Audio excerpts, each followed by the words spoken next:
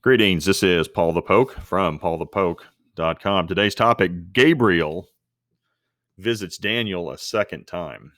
And we're moving forward to chapter 9 of Daniel.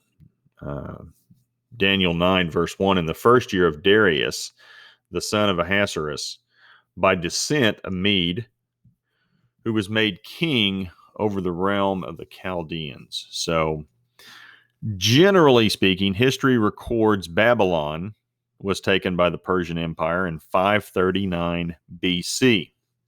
This is the year Daniel is about to be visited again by the angel Gabriel. And the last time Gabriel visited Daniel was 14 years earlier.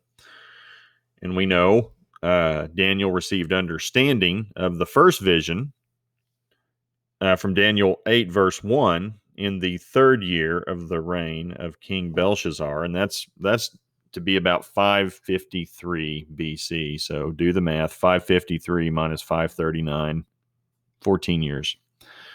And this second visitation by Gabriel would be a reminder of the fulfillment of his first message to Daniel. Babylon was promised to fall to the Medes and the Persians and lose its seat of the world's dominant power. And Gabriel appears a second time to Daniel after his initial prophecy from God was a reality. So it was fulfilled.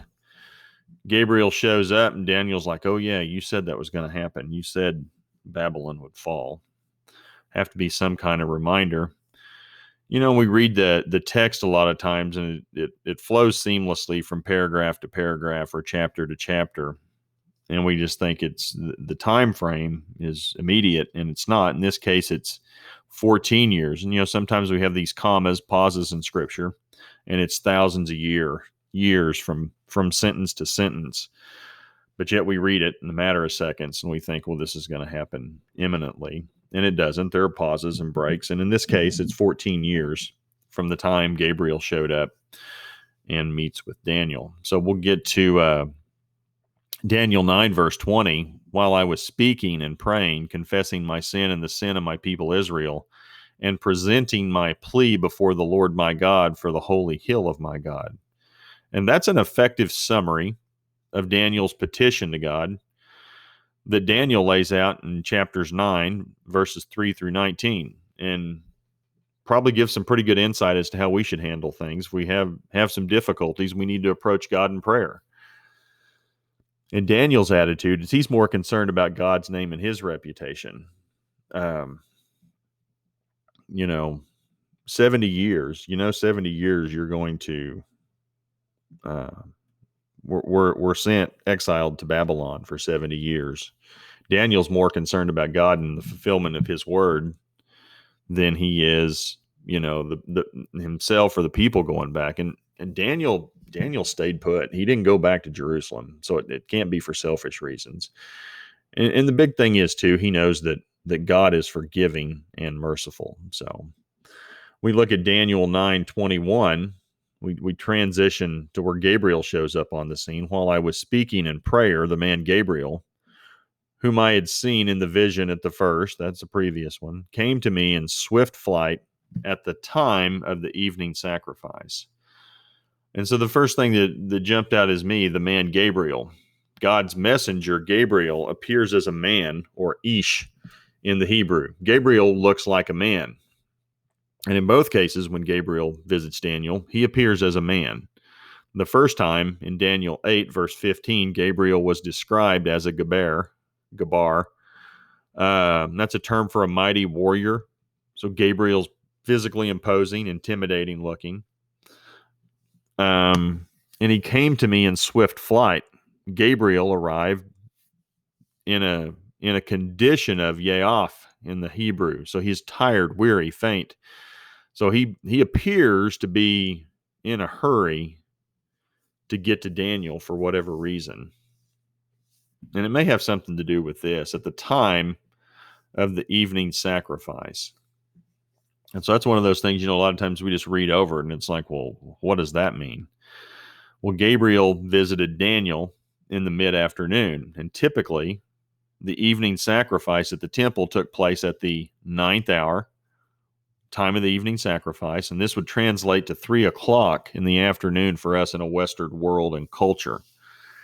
And that's where things get pretty interesting, because Cornelius also encountered an angel, doesn't name the angel in the book of Acts. And that took place at the ninth hour. Acts 10, verse 3, about the ninth hour of the day, that's Cornelius, saw in a vision an angel of God come in and say to him, Cornelius. And the ultimate expression of that is Jesus died on the cross at the ninth hour, or 3 p.m. And Matthew 27:46, and about the ninth hour, Jesus cried out with a loud voice, saying, Eli, Eli, lama sabachthani. That is, my God, why have you forsaken me? 4 verses later, Matthew 27:50, and Jesus cried out again with a loud voice and yielded up his spirit. And that took place at the ninth hour, or about 3 p.m. So, he went on the cross at the time of the morning sacrifice, which is 9 a.m. We get that from Mark 15:25. That's one place. Darkness covered the land from noon to 3. We see that from Matthew 27:45. And, the time fits. Jesus was put on the cross at the morning sacrifice, died at the evening sacrifice. And it's just conjecture, speculation on my part. Come to your own conclusions.